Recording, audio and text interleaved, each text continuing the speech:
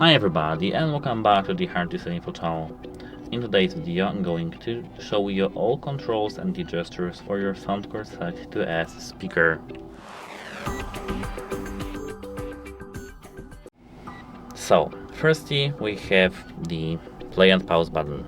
If we tap this button we can play the music and pause the music, as you can see. We have the plus and minus buttons, so you can increase the volume level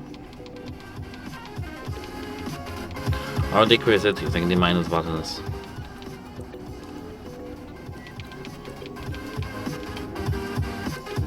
Here, tapping this plus and minus pause and play button, 2 times we can move the song to the next one, and with the triple tap to the previous one, as you can see. Wait a moment, triple tap.